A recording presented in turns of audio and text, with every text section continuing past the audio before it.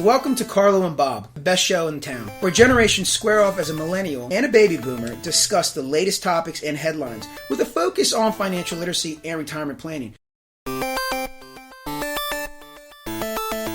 Carlo, tell me about yourself. I'm a student currently, 27 years old. I'm a stay-at-home son as well. Love being with my mom and dad. I work a little bit, political sector right now. That's where I make some money. But other than that, I'm just a great friend and a great son. All right, I'm Bob. I'm a 30-year retirement plan consultant, personal investor, and I got a lot of bumps and bruises from that personal investing I want to share with everybody. I'm a baby boomer. I'm in my 50s, and I'm here to share what little bit I know. You know where I was yesterday? No. I was at the Colonial Park Mall ringing the bell for the Salvation Army. You were ringing it? Yeah, I was giving dollars there the last couple times. I went in, bought jewelry, messed up, had to All I want to say is people are just fantastic. You wouldn't believe the amount of people came by and put something in there. Small and large. And it's just... it's a tribute to our country and the generosity we have. So I'd like to thank everybody who gives to the Salvation Army and gives to charities during this. Amen to that. No, I mean, it's not only on Giving Tuesday, but on any day. On any day. It's a beautiful thing, and you're right. You're right. Let's get to our headlines, Sure. Carlo. Sure. Last week we talked about Zuckerberg. Remember Giving Tuesday? We did. It wasn't Fat Tuesday. It wasn't Fat Tuesday. It was Giving Tuesday. So Mark Zuckerberg gave 99%, or he said he's going to give 99% of his Facebook shares. Do we know if it's a lump sum or over a period of time? Over a period of time. Okay. There's controversy, though, over the past week. I don't know if you've read about it. No, educate me. What they're saying is, Bill Gates did something similar, or is doing something similar. Copycat. Do we have a copy? This is a good copycat. This is a good copycat. You can't get me. Bill Gates is giving it, though, to a non-profit foundation. The Bill and Melinda Gates Foundation. So he's giving it to himself. Well, they direct where the money goes. I jest. But they are what we call a 501c3, a nonprofit charitable foundation. What Zuckerberg's doing is giving his money or his shares to what they call an LLC. Limited Liability Company. You got it. Hey, I'm still learning. I'm in school. They're teaching me something. My money's going to good use. Okay. So it's not going to a nonprofit. And some people are saying, hey, you're just gaming the system and you're going to control that LLC and pay yourself a high salary. And he's like, hey, son, I'm going to let you ride your bike, but first I'm still going to hold the left steering wheel and have the training wheels on. I'm still going to steer you. You're not going to do it like, oh, here you go. Go ahead and you're going to... He's still going to be there, and he may not give it all to charity. Time will tell. That's where the controversy is. Is it all going to go to charity, or is he going to use it to lobby for political purposes? Why is he doing this? Like, what would he gain more? He's got the most money than most states combined. What is he gaining? Well, he's gaining control. There are some things that he's passionate about, almost like social engineering in some regards. He wants to engineer how we develop policy in our country. He's going to use that vast money to try to direct the policy. He's going to manipulate. Almost in a way. Maybe. We don't know. Time will tell. Okay, well, that's interesting. I mean... Something to keep an eye on to see how he donates these shares and whether he does use it actually for nonprofit purposes or whether he uses it for some other purposes. People in the media have been writing articles about it and picking up on the difference between the way he's doing it and the way Bill Gates did it. Seems like Bill Gates is just awesome. I mean, it seems like he did everything right, or he still does everything right. I mean, no one has any qualms with him. What do you think? I mean... Well, you asked me last week how much he's worth. You know what he's worth even after all these given out? Over $90 billion still. Oh, God. And at first I thought I was speaking in hyperbole when I said Mark Zuckerberg was combining of all states of his income. No, that is more than Pennsylvania's budget. I think that's more than some of the smaller states combined. So no, wow, that's a lot of money. And you can make some big influence on people with their dollars. Yeah. So let's we'll keep talking about that as time goes on. We'll add other headlines, but I want to monitor that. I think that'd be necessary for the people that are listening. Can we talk a little bit about what the differences are between a for-profit, though? Can we talk about that? Well, a 501c3, because it's a section of the Internal Revenue Code that gives some tax benefits. Every time Bill Gates donates money to this, he gets a tax benefit. And what's a tax benefit, real quick? He pays lower taxes. He pays less to the IRS. And what's fascinating, people will chastise him for that because he's not paying these taxes. Everyone's like, so, Bill Gates gives all this money. And so I guess, do you think it's fair, the write-off? Just curious. I mean, is that reasonable? Well, when you think in terms of the benefit he's giving to the world and to society. I agree. Wouldn't you rather give something where you can control or have some say in how the money's being used as opposed to giving it to our politicians? Yeah. Well, I think we all feel about that way when we give our taxes, because God knows where our money goes, and we know it definitely doesn't go to all the brightest places in the world. So we're talking about a 503c, and obviously it has to do with the Internal Revenue Service. They have their hands on how they write those codes, correct? That's right, and they dictate how you use the money. You can only use it for certain purposes, and it has to be used for non-profit type of purposes. So that's fair. And it's those constraints that led Mark Zuckerberg to say, I don't want to be dictated by that. I want to have more flexibility, and he feels he's going to have more flexibility and can do greater good through the LLC. Do you think Facebook's amazing? Do you ever have MySpace? I mean, what do you think? Do you have one? I do have one. Are we want to be friends? If you invite me, I don't invite anybody. I don't either, but I will invite you. I like that. Okay, good. I will invite you after this segment. No, I'm a little torn about Facebook. I think we waste so much time. You're telling me I logged in like the last 30 seconds 20 times. I mean, it's horrible. It's that bad. What I like about Facebook is the opportunity to share with friends and family events that are happening in our family life. Beautiful. What I don't like about Facebook is these political posts and this post or that post. You're right. I get consumed. I'm going to be honest with you. As a millennial, I get consumed. And as a baby boomer, you're using it for what it was, I believe, created for. And I think that's fascinating. He creates this, right? It's just a college network, and I think that's where it started. That's how it started. There we go. He was in, I think, an Ivy League school, and he started it for that. I think may have been Harvard. Sure. I'm not 100% And then Justin Timberlake wakes up in some girl's bed and is like, "Oh, hey, I need to use your computer." And then all of a sudden he figures out, "Oh my God, this is Facebook. I need to figure out what this is all about." I think it was The Social Network or whatever the movie was. Yeah. Great movie. I find it interesting though that we've got millennials using it to bash people and to call people words. But then you've got the baby boomers. They're using it for what, again, I believe it was created for. I think it was created to keep in touch with people. How are you doing today? Show pictures of how the family... So you're right. I mean, you're right. Nonetheless, I will friend you on Facebook, and we will get off that. So again, how does one become a for-profit? Well, you have to have articles of incorporation. You have to incorporate with a state. Does that still deal with the IRS as well? Usually with the state that you're residing in. You incorporate in a particular state, and then once you're incorporated, if you generate any income, you have to file tax returns. And Mark Zuckerberg with his LLC, even though he will have to file tax returns and pay taxes on any income that LLC generates with those Facebook shares. So he'll still be paying taxes. Well, so then let me ask you this: so the for-profit, you can get from anywhere to 2 people working for you to 100,000, whatever. That's understood. I mean, that's the same thing for nonprofit as well. Mm-hmm. For-profit, though, as far as taxes go, is there such thing as double dip tax? Well, the double dipping you're talking about is some companies pay dividends to their investors, but before they pay dividends, they have to pay tax on that income. And then after they pay tax on that income, they pay it to their investors, and their investors then have to pay tax on the dividends. Wow. So they're getting taxed twice, one at the corporate level and once at the individual level. Wow, give me a second. So an investor, they pay taxes on the dividend. When you're paying taxes, we got long-term and short-term, correct? When you're talking about investors. That's only if you sell your stock. But it has nothing to do with dividends. No, that's so correct. Then what's the fixed percentage rate, or what's the fixed tax rate that you pay? That is a loaded question. Well, we may dedicate another show. Fair enough to that? That's good. So we've got something there to let people, because, again, I have no idea, and I'd like to think that I'm getting up there, understanding what's going on, so I'm sure plenty of people would love to know what that's all about. Do we have anything that we want to finish up with the nonprofit or the for-profit, or do we want to add any others? We do have an LLC, which we did mention. No, let's just stay tuned and see how Mark Zuckerberg is and how charitable is. And another shout out to those people that give to the Salvation Army. Thank you. I'm going to reach out and grab that shout out because I gave $1 yesterday and then $1 before. So let's start about what's a stock? Go with that. Well, what's a stock investment? That's really what we're looking at. And let's differentiate that with a bond investment. The 2 common investments that people see out there: stock investment, bond investment. And what are they, and what's the difference between the two? So let's go back to this company called Apple. Remember this company called Apple? I do remember Apple, yes. All right. So let's say 15 years ago, Steve Jobs comes to you and says, "I got this great idea.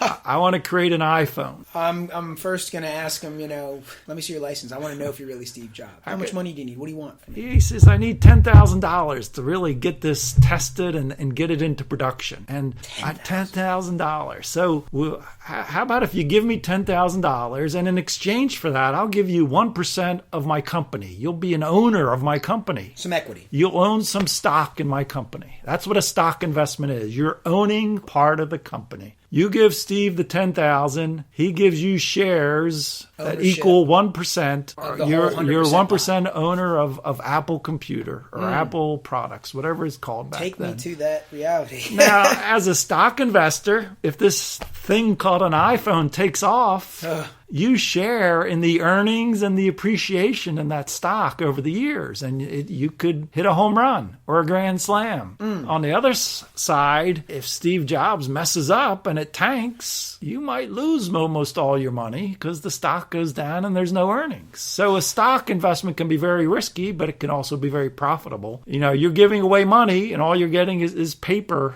in return and a share of some future growth and earnings in that company. So let's contrast that to a bond investment. All right. It's the same Steve Jobs, and he needs the same $10,000 to get this iPhone product off and launched. So he says to you, Carlo, give me $10,000. In exchange for that $10,000, I'm just going to give you an IOU. You're lending me the $10,000. IOU, and you're in exchange for that IOU, I'm going to pay you 4% a year. I'm going to pay you $400 a year for the next 15 years. It's a fixed amount. You know you're going to get that $400, and at the end of the 15 years, I'm going to give you your $10,000 back. So you do, and that would be considered the principal, correct? Yeah, the principal. So you get the $400 interest and you get the principal back after 15 years. And that's a safe bet. Yeah, that's a bond investment. And where can you get bonds? Well, you can get them in lots of places, but to keep on this theme of the Apple, sure. If this iPhone takes off, you're not an owner of Apple. All you are is a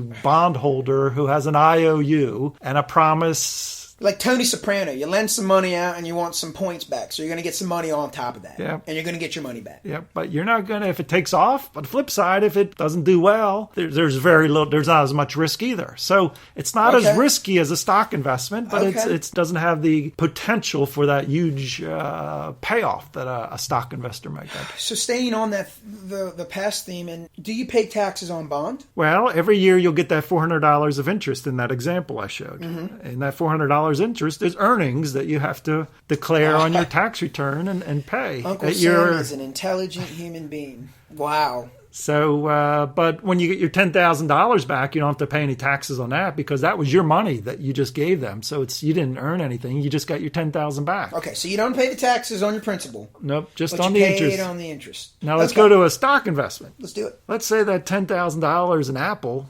grew to, what did I say last week? $700,000. Sure. 15 years later. Sure. And you cash in. That's $690,000 is taxable. Let's remember though. He said 690, even though it was 700. You got your principal back. Got my principal. And we're not paying any taxes on the principal. So we deduct that. We're dealing with $690,000. Good point, Carlo. Good point. And depending on how long you've held that investment, it's either a short-term gain or a long-term gain. And we're going to play it safe, we're going to say long-term, obviously. Right? Well, IRS defines it. Less than a year is short-term. A year or more is long-term. As he promised, he's a man of his word. I guarantee that. So he got back to my one question that I asked before. Short-term gains, they're taxed at your regular tax bracket, which we can get into in another session, but they're usually taxed a lot higher. Long-term gains are at a much lower rate, usually. Lower rate. So you still pay taxes, but at a lower rate. And why? Well, I guess our politicians and their wisdom in Washington. That's right. I forgot. I forgot our creators and leaders. I forgot about that. Yes, the politicians. They're the ones that really set this rate. Long-term, short-term is dictated by, again, the IRS rules, and they view that somebody who's a short-term trader is in there just trying to move money back and forth. They want to kind of penalize them. And it's kind of their incentive for somebody to be an investor and stay in it for a long term. Yep. Keep the economy moving, growing in a way, I guess you could say. Money's in circulation, if you will. All right, so we understand that. So we talked about a stock and we talked about a bond. Great examples. Let's talk about what a mutual fund is. Well, let's say that you, Carlo, have $1,000 and you want to invest it. Okay. and you want to invest it in 50 different stocks because you don't want to put all your eggs in one basket. Sure, as we hear that, we're like 2 years old. So $1,000 isn't going to do it because you can't even buy a share of 50 different stocks and have enough money. You know, you're going to need more than 1,000. Yeah. So what a mutual fund does is that it's like a pooling of interest. You get 100 people like you with $1,000. Okay. You pool it all together and you got $100,000. That allows you, I guess, more purchasing power, correct? You could buy it at lower prices, lower commissions, and buy more of them. And so a mutual fund is a way for many different investors, most of whom don't know each other, pool their money together. They have a professional manage their money and pick their stocks. Wow. And they get a share of what those stocks have earned or lost, because it can go up or down. So that's, in essence, what a mutual fund is. Let's just talk about an ETF. You know what ETF stands for? Whew. Take a guess. Earn tax fund. I don't know. You tell me. That's a tough one. ETF. I want to take the T out and put the L in and say elf. And then I want to enjoy Christmas. It's that time of season. It's that time. 'Tis the season to be jolly and give. All right, what's an ETF? Well, you got one word right. Fund. Okay, well, you're so good to me, Bob. I didn't even say fund. I said fun. So, no, fund. Okay. It's short for exchange traded fund. Exchange traded. Yep, and it's in some ways it's like a mutual fund. It's a pool of investors come together, give their money to a professional manager, and that professional manager manages it for them. Primary difference between it and a mutual fund is a mutual fund only trades once a day at the end of the day. Okay. So if you ask to buy a mutual fund at 12 o'clock noon, they don't actually buy your shares until 4 o'clock when the stock market closes. At the price of that mutual fund after the stock market closes. So they actually do the business after the fact. After the fact. While stocks are during. That's right. ETF happens during the day while the stock market is open. So if you place that same trade at 12 o'clock noon for an ETF, it gets traded that time at noon at the prices of those stocks at that point in time. Similar to a stock then. We're talking the same thing almost as a stock. And that's where the exchange traded words come into because it's traded readily throughout the day. Just like ETFs are stocks then? They could be. They could be bond investments also. It's a way to pool money to do investments. So ETF is more or less how it's operated. That's right. Got it. Similar to a mutual fund, but different. All right. Well, real quick before the next question, we talked about professional manager, and I just want to give a quick 10 seconds. When you get a professional manager. When I talk about professional managers in mutual funds or ETFs, these are managers who have started the mutual fund. They manage it throughout the time. Yeah, they manage it throughout the time. So, okay. Well, so then they're different. That's different than a personal financial manager that you may hire for yourself. Gotcha. The managers on mutual funds, that's great. They start the mutual fund. They manage all the money within the mutual fund. They could be managing it for 1,000 different people. Like the hedge fund people. Yeah. Oh, I see. So that's where the hedge fund and all of those people come into play. It's a good point. We'll talk about it another time. Moving on to what's my credit score? Well, not what's my personal credit score, because I don't think I have one. And if I do, I don't want to know what it is. What's a credit score for someone? Well, this is a great personal financial matter that everybody should be aware of, but most people aren't. And we'll just cover basics today, sure. But there's something called a FICO score, FICO out there. I thought FICO was an insurance company. Well, it could be. Oh, okay. FICO, the word FICO. Yeah, but in this case, it talks about an agency that developed a way to score this for you. And these scores range somewhere from like 300, 350 to 850. So your FICO credit score is somewhere in that range. 400 to 850. Well, about 300 to 850. I'm not quoting you. I'm just trying to understand. Okay, so 4 to 850. I'm assuming low is bad and high is great. You got it right there. All right. Well, maybe I'm surprised. So you don't know your FICO score, huh? Last time I checked, it was decent. Somehow I couldn't get a credit card, but I think that was a blessing in disguise. So we'll stay at that, yeah. So a credit score is as simple as that then? Well, and it's getting easier and easier to find it out. The credit card companies online now will tell you your credit score. Discover does. Oh, wow. Citi does. And so if you have online access to your credit card, go online and just play around a little bit. You might find somewhere where it tells you what your credit score is. Okay. So we talked about what the credit score was and why it matters. Well, we didn't really talk about why it matters. Oh, we didn't? No. Let's go. Hey, I can sit here with you all night. I'm just, hey, you tell me. Credit score. Let's say you went to go buy a car. And those fancy commercials you see on TV, it says 0% interest for 6 years. Yeah, give you a free car, basically, yeah. Yeah, but did you ever read the fine print? No, I don't. That 0% is only good if you got a good credit score. Oh, really? Yeah, and if you thought they just gave it out like Pez dispensers give out those little sugar candies. No. I went car shopping with my daughter. The car dealer, it was one of those fancy ads, 0% interest for 5 years, but then he got to the bottom fine line. He said, well, your credit score has to be over 700 to get the low interest rate. Oh.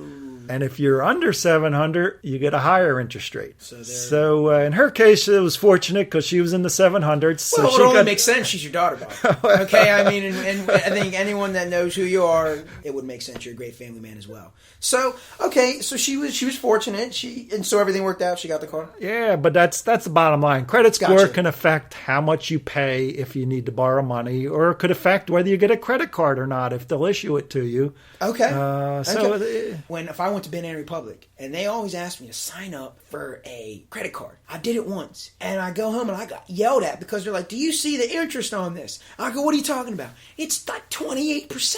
What I didn't understand was, well, if I just paid it off that month, would I be charged interest? Most credit cards you would not. No. But if I let that, let's say I spent $500, and I let that ride over the year, but I made my payment on time, but it wasn't the full payment, I'm going to get 28% interest. And that's one way that your credit score can get low is if you don't pay it off on time. And if you carry a lot of debt, it can keep your credit score low. So pay on time. Don't have a lot of credit out there. Don't have a lot of credit cards and keep it under control. One credit card, Bob? Maybe one or two, but don't overdo it. Don't every store you go to, just because they offer you a 5% discount, don't sign up for their credit card. And so when we come to an end here, we say, you have a credit card or two. What do you use the credit card or two for? I use it for 2 reasons. Here we go. Convenience. I don't like to carry money around. That's fair. Yeah, I wouldn't want to these days either. Okay. But I pay it off at the end of the month, so no interest is charged. It's all convenience. Okay. 2, cash rewards. Oh, man, that's brilliant. I mean, and listen, if we can only just kind of imitate it a little bit, maybe we can find some success as well. I mean, really, I'm being honest. So I get hundreds of dollars a year in cash rewards just because I put it on there and paid off. I mean, at the end of the day, us millennials and sadly some baby boomers, and I don't even know what the generation is in between us, and quite frankly, we can call them any letter these days. We got all different mixes. We can call them Z. We're always looking for the right answers, and life is a test. And, it's not bad when someone can come saying, hey, listen, this is what I use my credit card for. And you look at them and you see their stature and you're like, oh, this is someone that knows what they're talking about. Great show. Yeah, let's just end with some fun things. I'm going to end with my Eagles. I'm going Sunday to see the Eagles play the Buffalo Bills. You're going? Yeah, I'm going. And you know who's coming back to town? Who? LaShawn McCoy, a graduate of Harrisburg. Oh. He actually didn't graduate from McDevitt, but he did attend Bishop McDevitt in Harrisburg. And Harrisburgian. He played for the Eagles and got traded in the offseason. So he's got a little chip on his shoulder. No pun intended. He's coming No pun intended. We can't make this up, ladies and gentlemen. That was good. No pun intended. All right, So I'm just kind of amazed at that whole NFC East. You got the 5-7 Eagles, the 5-7 Giants, the 5-7 Redskins, and the 4-8 Cowboys. Wow! Talk about a terrible division. But I'm still rooting for my Eagles to make the playoffs. So you can't not. Go Eagles Sunday. Go Eagles! And how about that game against the Patriots? I called that, Bob. I didn't. I thought they were going to get just smacked. All right, listen. What do you want to talk about, Carlo? You got anything? Well, quick question. This is another thing I want to talk about. We got the pro athlete money management. They do have these money management courses for these kids. They're kids when they come into the league. Is there anything you maybe want to say again? Well, it's really difficult situation. You got a 21, 22-year-old coming out of college. Yes. And you're throwing millions of dollars at them. If I was 22, 21, I'd probably do stupid things too. So how could you not? So maybe the NFL needs to have some system where they keep 30% of it aside in some kind of trust or retirement fund. Would that hurt? But then would we get these coming out saying, no, like that's their money. It's kind of like the Social Security individual thing. Rights. You can't. Yeah, the Social Security thing. People were like, we didn't need people to tell people what to do. But, well, hey, listen, Tampa Bay Buccaneers, good luck to them. They're 15th power ranked, but they're one outside of the wild card. So they're 6-6. This is what the NFL wanted. They wanted parity, and they're getting it. This is beautiful. It's a beautiful thing. All right. Well, hey, listen. It was a pleasure chatting with you tonight. So hope everybody enjoyed it. And Carlo see you and next Bob, week. the Baby Boomer. Great show in town. Best one.